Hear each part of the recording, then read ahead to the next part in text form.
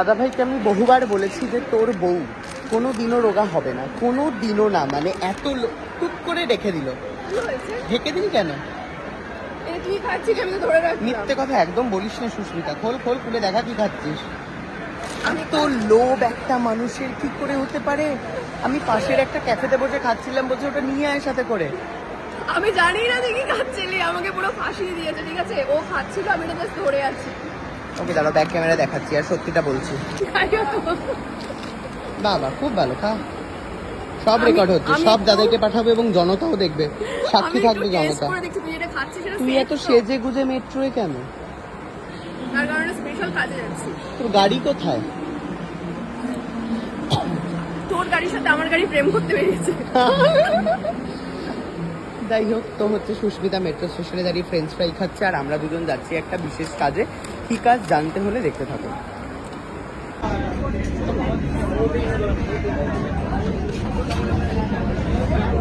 আমাকে কেমন দুস্থর মতো দেখতে লাগছে না?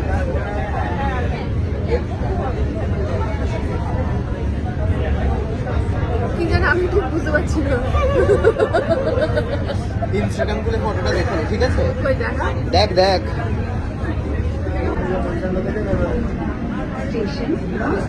ফাইনালি আমরা নেমে পড়েছি এসপ্ল্যানেডে। জোর কদমে হাঁটছি, তারপর আমাদের একটা ইভেন্ট রয়েছে 8 ঘন্টা। আমরা অলরেডি লেট, তার মধ্যে সুস্মিতার জুতো ছিঁড়ে গেছে, মানে একটা ম্যাসাকার অবস্থা। সুস্মিতা চাইছে যে 100 টাকা দিয়ে আলমসলির জ্যাকেট পরে 100 টাকার প্ল্যানেটের জুতো পরে ও যেতে চাইছে। আমি ওকে হাত ধরে রেখেছি যে যেতে দেব না আমি। আমার মাথার চুলের খুবই খারাপ অবস্থা, এই নিয়ে আমি চলেছি ইভেন্টে। চুলটা ঠিকই হচ্ছে না। হ্যাঁ, একটুখানি 2 মিনিট শুয়েছিলাম স্নান করে। হচ্ছে গাড়ি যাওয়া নিষেধ আজকের জন্য, তার কারণ আমরা যাচ্ছি ছেঁড়া জুতো আর চুল খাড়া নিয়ে।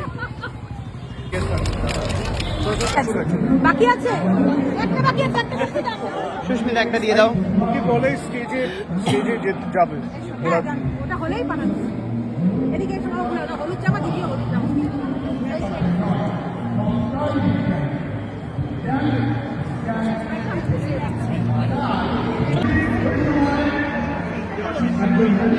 যার জন্য এখানে আসা সেটা হচ্ছে এই এক্সিবিশনটা। স্যার অ্যাকচুয়ালি এটা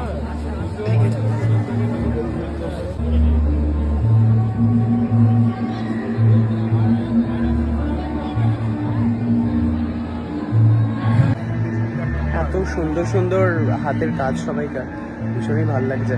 আর আরও দেখাচ্ছি, প্রচুর ইন্টারেস্টিং ফটোজ রয়েছে, মানে পেন্টিং রয়েছে প্লাস ফটোজও রয়েছে, মেবি হ্যাঁ তোলা ফটো রয়েছে।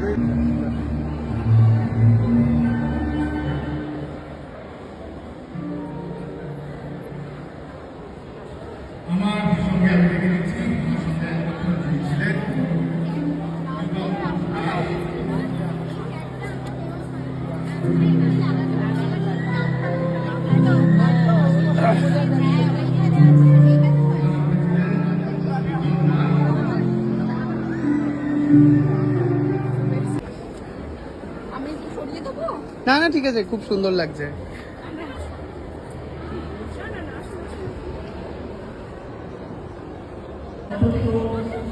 উনি একজন মানুষ, আমাদের কেআইএফ এর একটি স্মারক। আমরা ওই শিল্পী ও সব বললে তো হবে না, আর ভাস্বরদাকেও শিল্পী হিসেবে সবাইকে।